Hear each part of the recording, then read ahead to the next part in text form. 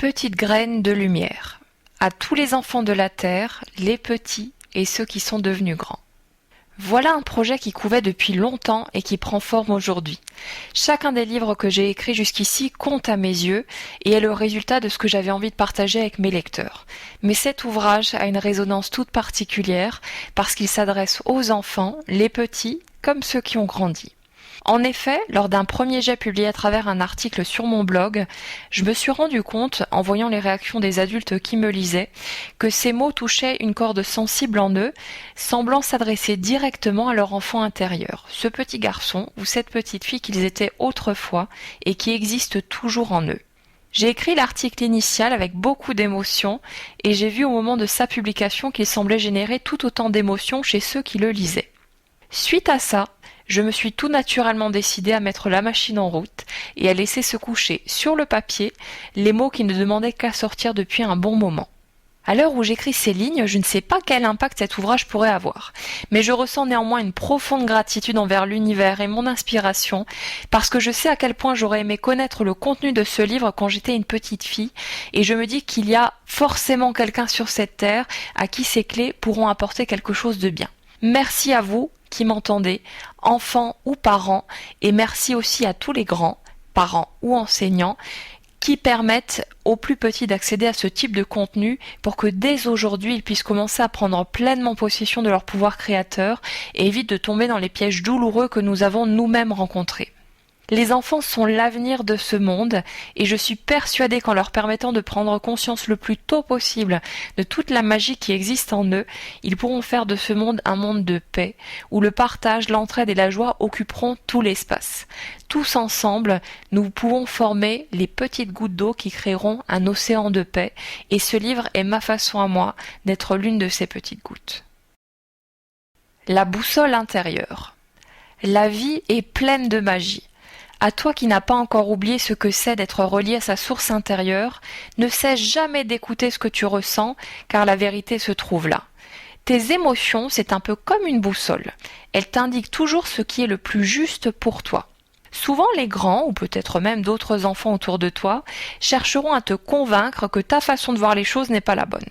On cherchera à te prouver que tu te trompes, que ta façon de faire n'est pas correcte, mais la question que tu dois toujours te poser c'est « Est-ce que je me sens bien en agissant comme ça ?» Si la réponse est oui, alors continue à faire ce que tu fais, quoi que puissent dire ou penser les autres. Et si la réponse est non, c'est que ton choix actuel n'est peut-être pas celui qui sera le meilleur pour toi. Alors tu as la possibilité d'emprunter un autre chemin, puis un autre encore, jusqu'à ce que tu trouves celui qui te permettra de te sentir bien. Prenons un exemple si tu veux bien. Il arrivera sans doute que tu observes par moments des adultes autour de toi en train de mentir à d'autres. Tu ne comprendras sans doute pas pourquoi ils font ça alors que toi tu connais la vérité. Alors tu voudras dire cette vérité et il y a de fortes chances que tu te fasses gronder ou qu'on cherche à te faire passer toi pour le menteur. Tu te sentiras sans doute blessé par cette attitude et peut-être même en colère. On t'encouragera peut-être à ne plus rien dire et adopter systématiquement les paroles de papa ou maman comme étant la vérité devant les autres, ou alors on cherchera à te convaincre que tu te trompes. Si tu acceptes d'agir comme on te le dit et de faire semblant de croire à une vérité qui n'est pas la tienne, tu te sentiras sans doute très mal. Si au contraire tu choisis de continuer à croire à ce qui est juste pour toi, tout en laissant l'autre libre de mentir si ça lui chante, en comprenant qu'il a sans doute ses raisons d'agir ainsi, tu te sentiras beaucoup mieux. Chacun a ses raisons de faire ce qu'il fait et de dire ce qu'il dit, mais tu n'es pas obligé pour autant de faire comme ceux qui t'entourent. Regarde toujours au fond de toi et demande-toi ce qui est juste pour toi-même. C'est en écoutant la petite voix de ton cœur que tu sauras ce qui est bien ou non pour toi, et si tu te rends compte que certains choix faits par le passé ne sont pas ou plus justes pour toi, sache que tu peux prendre une nouvelle décision à n'importe quel moment. C'est à toi de voir. Au-delà des apparences. Il arrivera parfois que ton papa ou ta maman te disent que ce que tu fais, c'est pas bien. Tu dois comprendre qu'ils ne sont pas forcément en train de te juger ou de te dire que tu es une mauvaise personne. En réalité, ils s'inquiètent probablement pour toi et sans doute aussi pour eux, parce qu'ils ont peur de ne pas être de bons parents, de ne pas faire ce qu'il faut pour que tu grandisses bien et que tu aies tout ce qu'il te faut dans la vie. Ils ont peut-être peur que tu fasses les mêmes erreurs qu'eux, que tu tombes dans les mêmes pièges et vives les mêmes souffrances. Alors quand ils te voient adopter certains comportements qu'eux-mêmes ont adoptés par le passé, et qui leur ont causé du tort d'une façon ou d'une autre, ils veulent éviter que ça te conduise au même résultat et cherchent alors à t'empêcher de fonctionner comme ça. Il arrivera peut-être aussi que tes parents ou d'autres personnes autour de toi émettent réellement un jugement à ton sujet et te disent des choses blessantes. Et ce que tu dois comprendre alors, c'est que dans la vie, on sert souvent de miroir aux autres. Tu vois, quand les autres critiquent quelque chose en toi, c'est souvent parce que ce même élément existe en eux et qu'ils ne l'acceptent pas. Parce qu'ils n'acceptent pas cette part d'eux, ils la pointent du doigt quand ils la voient chez quelqu'un d'autre. C'est donc ce qu'ils n'aiment pas en eux qu'ils critiquent chez toi et non qui tu es toi. Tu n'es alors qu'un miroir pour celui qui te dit de méchantes choses et l'autre ne fait que se critiquer lui-même à travers toi. Quand l'autre se comporte comme ça avec toi, ce n'est pas forcément parce qu'il veut te faire du mal à toi, mais souvent parce qu'il ne sait pas comment exprimer sa souffrance et il la projette alors à l'extérieur. En comprenant ça, tu seras moins affecté par ce que les autres peuvent dire ou faire. Ça ne signifie pas bien sûr que parce que les autres souffrent, il faut les laisser te faire du mal. Tu as le droit de réagir pour que ça s'arrête, et c'est ce qui se passe quand tu te mets en colère. Là aussi, les grands te diront souvent que ce n'est pas bien de te mettre en colère. Mais sache que tu as le droit d'être en colère et qu'il est important que tu permettes à ton émotion d'être là. Tu sais, la colère, c'est quelque chose de naturel. C'est comme une sorte de bouclier magique qui apparaît quand quelque chose à l'extérieur te fait du mal. Le bouclier est là pour t'aider à repousser ce qui te fait du mal et donc pour te protéger. Une fois que ce qui te faisait du mal est écarté, la colère s'en va d'elle-même. C'est le fait de croire que tu n'as pas le droit d'être en colère qui peut être mauvais pour toi, parce qu'au lieu de laisser cette colère sortir, tu vas la garder tout au fond de toi. Si tu savais le nombre d'adultes qui ont des problèmes dans la vie parce qu'ils ont gardé leur colère tout au fond d'eux, autorise-toi à l'exprimer, ce qui peut être fait sans crier d'ailleurs. Et si tu ressens que tu ne peux plus retenir cette colère en toi, alors tu peux prendre un oreiller et taper très fort dessus. Ça fait du bien et tu ne peux pas te blesser de cette façon. Tu peux aussi dire tout simplement à la personne qui a provoqué ta colère que son attitude ou ses paroles te font ressentir de la colère et expliquer ce dont tu as besoin alors. Par exemple, si un autre enfant cherche à te piquer tes jouets sans ta permission, il se peut que ça te mette très en colère. Et encore plus si papa ou maman cherche à te forcer la main et te disent que tu es obligé de partager tes jouets. Tu vas sûrement te sentir très mal à l'intérieur. Si tu gardes ta colère à l'intérieur de toi en pensant que si tu montres cette colère, on ne t'aimera peut-être plus, alors tu vas avoir encore plus mal. Tu as le droit de dire à tes parents ou à l'autre enfant shipper de jouets que ça te met en colère et qu'il pourrait au moins te demander s'il peut jouer avec toi, parce que quand on te demande ta permission, tu sais que tu comptes aussi et que tu peux dire oui comme non. Quand on t'impose quelque chose et que tu n'étais pas d'accord, tu as peut-être l'impression de ne pas être important. Et au fond, c'est sans doute ça qui te blesse autant. Qu'est-ce que tu en penses ? Même si tu ne sais pas trop comment expliquer tout ça à tes parents, ça ne fait rien. Dis-le à ta façon, avec tes mots, et répète-le plusieurs fois si besoin. Dire clairement les choses est le meilleur moyen de trouver des solutions. Si tu gardes tout en toi, les autres ne pourront pas deviner ce que tu ressens et continueront à faire des choses qui seront peut-être blessantes pour toi. N'en fais jamais une affaire personnelle. Un monsieur très sage a dit « Quoi qu'il arrive, n'en faites jamais une affaire personnelle ». Ça veut dire que peu importe ce que les autres disent ou font, tu n'as pas à le prendre pour toi. Si papa ou maman, ou même la maîtresse à l'école, crie parfois ou s'énerve avec toi, c'est peut-être juste parce qu'ils sont fatigués, de mauvaise humeur ou que quelque chose les préoccupe. Alors oui, ce n'est pas juste que leur frustration, leur colère se tourne vers toi, alors que tu n'as rien fait pour mériter ça. Mais les grands ne savent pas toujours dire les choses de la bonne façon et ils font souvent des erreurs aussi.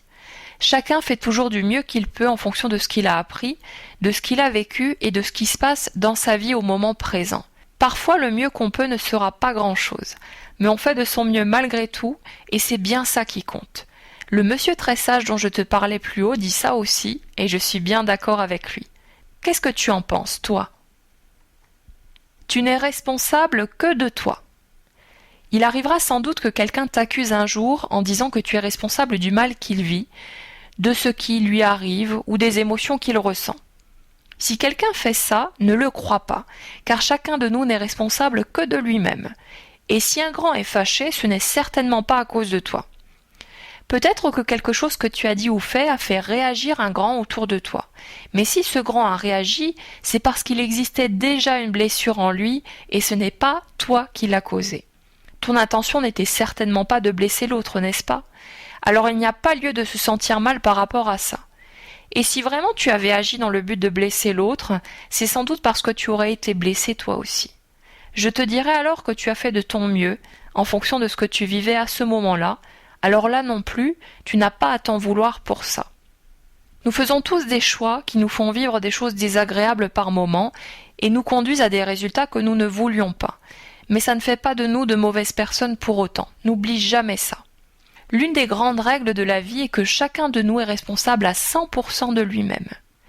Ça veut dire que nous sommes responsables de notre bonheur comme de notre malheur. Mais responsable ne veut pas dire coupable. S'il t'arrive quelque chose de mal, ce n'est pas de ta faute. C'est juste qu'il existe quelque chose en toi qui attire à toi cette situation et je t'en reparlerai plus loin. Comprends simplement que tu n'as pas le pouvoir de rendre quelqu'un heureux ou malheureux. Tu auras parfois cette impression et il t'arrivera peut-être aussi de vouloir changer en croyant que ça rendra quelqu'un d'autre plus heureux. Mais c'est faux. Tu ne peux pas rendre heureux quelqu'un qui ne veut pas l'être et de la même façon, tu ne peux pas rendre malheureux quelqu'un qui a décidé d'être joyeux quoi qu'il arrive. Si d'autres t'accusent de leur malheur ou te font croire qu'en te comportant comme ils le souhaitent, ils seront plus heureux ou en meilleure santé, ne les crois pas. Chacun fait ses propres choix et nous sommes seuls responsables de nous-mêmes. Tu vois, quoi qu'il se passe autour de toi, tu as toujours la possibilité de choisir comment tu vas réagir. Certaines choses te mettent peut-être habituellement en colère. Mais quand ça arrive, tu pourrais choisir de ne pas te laisser déranger, de rester dans cette joie qui est naturellement la tienne. Si certaines choses te rendent triste, la plupart du temps, tu peux aussi choisir de ne pas y accorder d'attention et de continuer à rire. Tu as ce pouvoir en toi et tu l'auras toujours. Que dirais-tu d'essayer pour voir ce qui pourrait se passer? Peut-être que tu as du mal à comprendre pourquoi les adultes ont tendance à accuser les autres de ce qui leur arrive si nous sommes tous responsables de nous-mêmes. Je te dirais que c'est sans doute une vieille habitude qui a du mal à se déloger, un peu comme quand tu manges un caramba au caramel et qu'il reste collé à tes dents, tu vois? Nous les grands, nous avons vu les adultes de notre époque agir d'une certaine façon et nous avons cru que c'était normal d'agir comme ça, alors nous avons fait pareil. Et les adultes de notre époque ont eux aussi observé d'autres adultes quand ils étaient eux-mêmes petits et ils ont cru eux aussi que ce qu'ils voyaient était ce qu'il fallait faire. Ce n'est la faute de personne. Chacun d'entre nous agit en fonction de ce qu'il a appris, et c'est pour ça que j'écris ce livre aujourd'hui pour toi et pour tous les enfants du monde. Nous les grands, nous avons souvent eu beaucoup de chagrin avant de comprendre ce que je t'explique ici.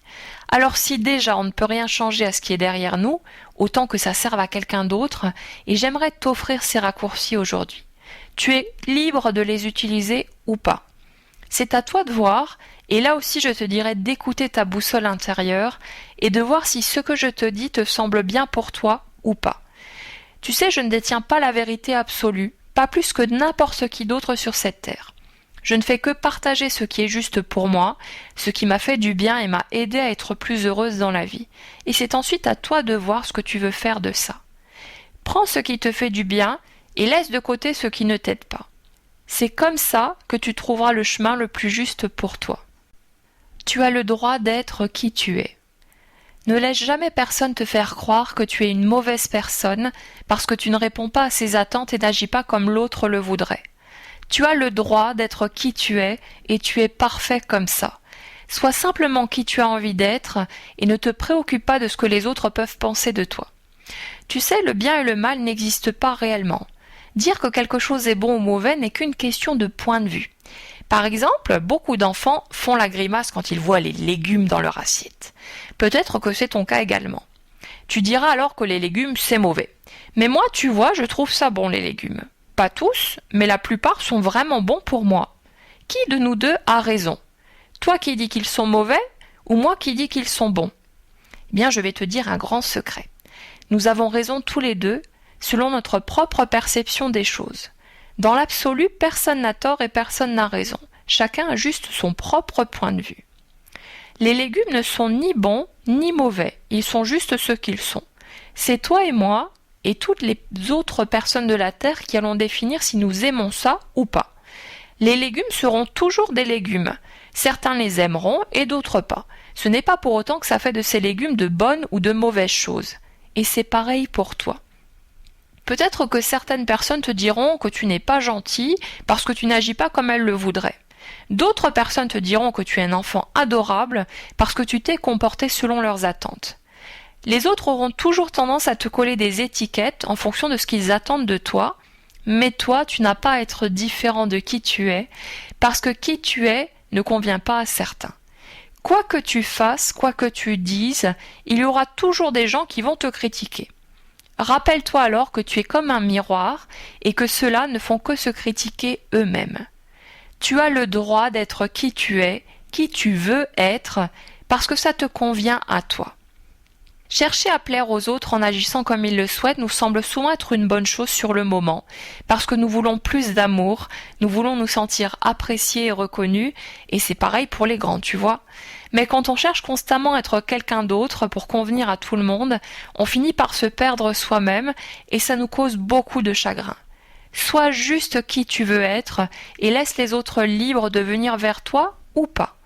Quand tu cherches à te montrer différent de qui tu es, c'est comme si tu portais un masque à carnaval. Le masque finit toujours par tomber et on te voit alors tel que tu es. Si certains ne t'apprécient pas tel que tu es, ça ne fait rien. Il y aura des tas d'autres personnes qui seront heureux d'être auprès de toi et t'accepteront tel que tu es. Sais-tu que nous sommes plus de 7 milliards d'habitants sur la Terre ? C'est énorme. Crois-moi, parmi tous ces gens-là, il y en a un nombre incroyable qui t'aimeront tel que tu es et ne chercheront pas à te changer. Il y en a bien plus en fait que tu ne serais capable d'en compter sur tes petits doigts, et ça même si tu es très fort en calcul. Tu sais, quand on cherche à faire changer quelqu'un pour qu'il corresponde à nos attentes, ça n'est pas vraiment montrer de l'amour à cette personne. Tu te souviens du monsieur très sage dont je t'ai parlé tout à l'heure ? C'est un monsieur qui écrit de très beaux livres et que j'aime beaucoup. Eh bien, dans l'un de ses livres, il pose cette question. Si vous aimez les chats, pourquoi adopter un chien et lui demander de se comporter comme un chat ? Autant adopter tout de suite un chat. C'est un peu pareil pour nous les humains. Souvent, on rencontre des personnes et au lieu d'apprendre à les connaître et à les accepter telles qu'elles sont, on se rend compte qu'il y a certaines choses, et peut-être même beaucoup, qui ne nous conviennent pas. Et on voudrait alors que l'autre change pour qu'il soit comme on a envie qu'il soit. Mais l'autre a le droit d'être comme il est, et si ça ne nous convient pas, c'est à nous de prendre une décision et non à l'autre de changer. Ne laisse jamais quelqu'un te faire croire que pour qu'il t'aime, tu dois être différent de qui tu es, parce qu'une telle personne ne sait pas forcément ce qu'est l'amour vrai. L'amour vrai, c'est de laisser les autres libres d'être qui ils veulent être et de se donner la même permission à soi-même. Tu as le droit d'être qui tu veux être, même si ça ne plaît pas à certaines personnes autour de toi. Ce n'est pas pour autant que tu dois changer, et si tu n'acceptes pas de changer pour faire ce que l'autre attend de toi, ça ne fera pas de toi une mauvaise personne pour autant. Tu as déjà de la valeur telle que tu es, avec les bonnes choses qui existent en toi, et avec tes failles et tes fragilités. Ça s'appelle être humain, et c'est très bien comme ça. Fais-toi ta propre opinion. Les grands te diront peut-être que la vie c'est difficile, qu'il faut travailler dur, faire de nombreux efforts pour avoir le droit à un peu de répit, quelque part en cours de route, mais le chemin n'a pas nécessairement besoin d'être celui-là. Sais-tu comment les grands sont arrivés là ? Eh bien, quand ils étaient eux-mêmes enfants, quelqu'un leur a dit à eux aussi que la vie était difficile, peut-être même qu'elle était moche. On leur a dit que c'était compliqué d'être adulte, qu'il fallait se comporter d'une certaine façon et surtout pas d'une autre, qu'il y avait des règles et qu'il fallait les suivre, sinon ils allaient s'attirer des ennuis. Et puis ils ont fini par croire ce qu'on leur a dit, et c'est parce qu'ils y ont cru que ça a fini par arriver. Je te reparlerai de ça un peu plus loin dans ce livre. Ce que je voudrais que tu comprennes ici, c'est que ce n'est pas parce que les grands te disent quelque chose que c'est forcément la vérité.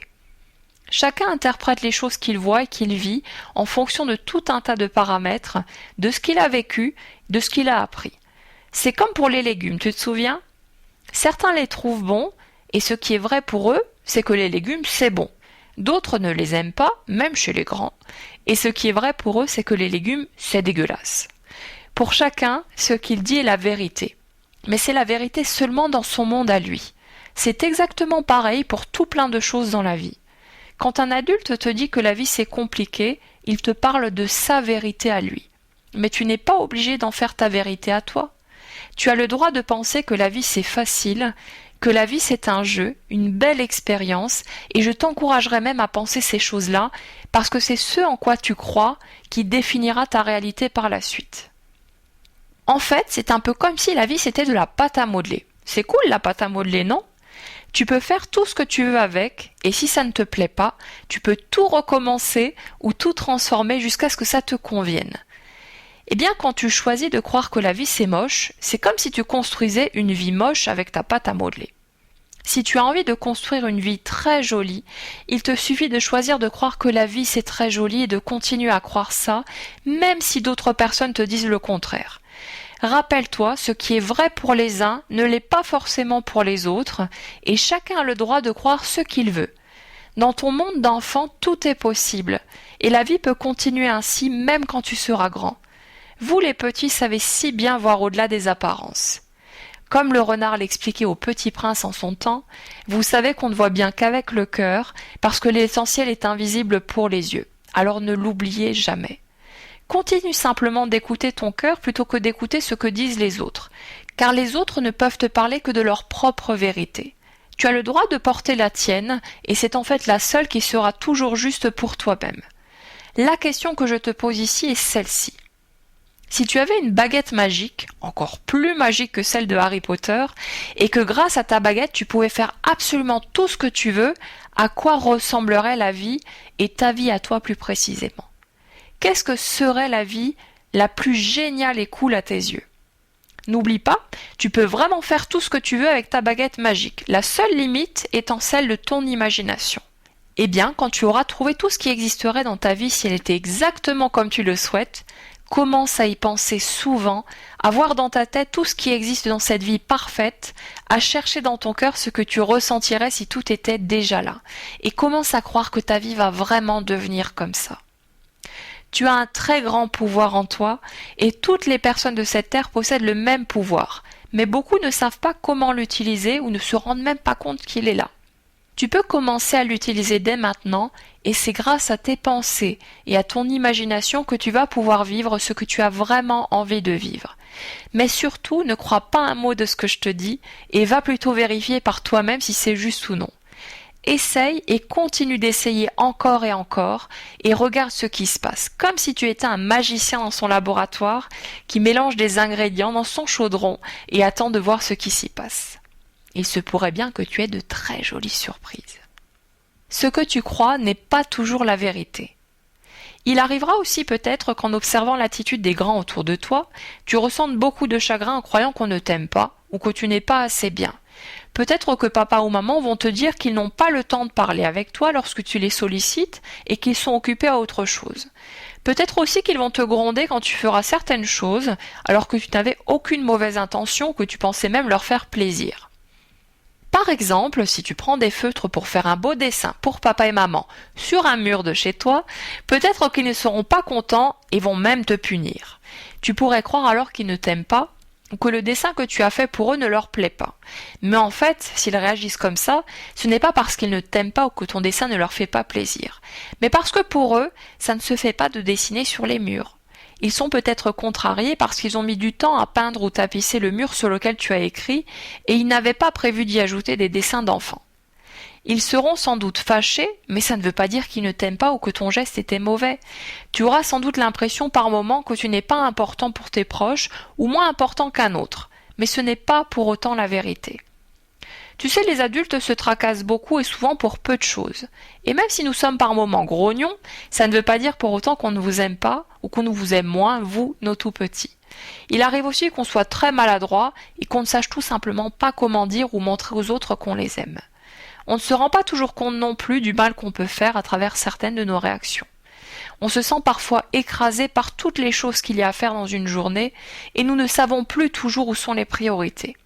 Vois aussi que les grands ont souvent plein de bonnes intentions dans leur démarche. Par exemple, si tes parents passent beaucoup de temps à leur travail, c'est parce qu'ils veulent gagner suffisamment d'argent pour subvenir aux besoins de la famille et faire en sorte que tu ne manques de rien. Ils auront peut-être envie aussi d'avoir assez d'argent pour que vous partiez tous ensemble en vacances ou pour t'offrir de beaux vêtements ou des jouets. Toi, bien sûr, tu te moques sans doute de ces éléments-là et tout ce que tu voudrais, c'est pouvoir passer plus de temps avec tes parents. Je te comprends. Peut-être que tu te dis que tu dois être moins important que le travail de tes parents pour qu'ils préfèrent être là-bas qu'avec toi. Là, tu vois, c'est sans doute toi qui te trompes. Il est possible, bien sûr, que tes parents aiment leur travail. Moi, tu vois, j'aime énormément le mien. Mais j'aime aussi ma petite fille et de tout mon cœur. Et même si mon travail est très important dans ma vie, ma fille le sera toujours plus. Je suis sûre que c'est le cas aussi pour tes parents. Ce que je voudrais te dire ici, c'est qu'il y a d'un côté ce que tu vois, la façon dont tu interprètes les choses, et il y a la réalité de l'autre. Parfois, ce que tu vois et interprètes correspond bien à la réalité.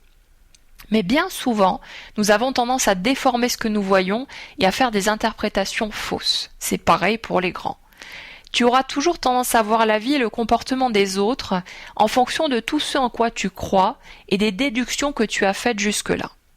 Faire une déduction, c'est se dire par exemple que lorsque maman dit ceci, ça doit vouloir dire cela. En fait, tu n'es pas dans la tête de maman, n'est-ce pas ? Le seul moyen pour toi de savoir ce que maman a en tête, c'est de lui poser la question.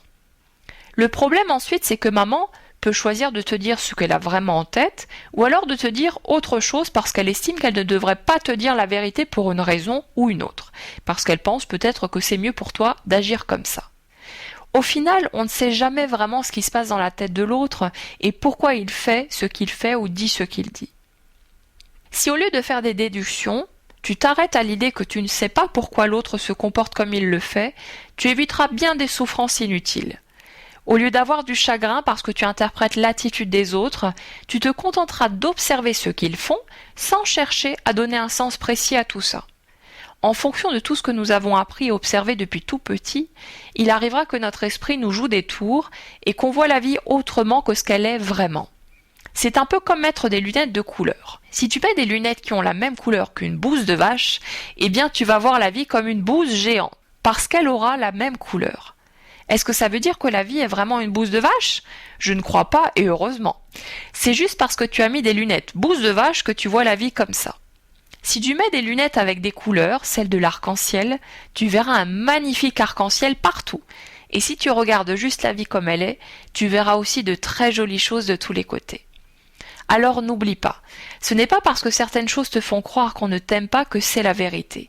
C'est peut-être juste ce que tu crois, et si tu expliques aux autres ce qui se passe en toi, ils pourront peut-être t'aider à voir que tu faisais erreur. Voici une petite phrase à retenir. On ne sait pas ce qu'on ne sait pas. La seule chose dont tu peux être sûr, c'est ce qui se passe en toi. Alors laisse de côté les interprétations et pose plutôt des questions directement aux autres quand c'est possible, ce qui te donnera souvent une meilleure idée de la réalité et t'évitera bien des souffrances inutiles.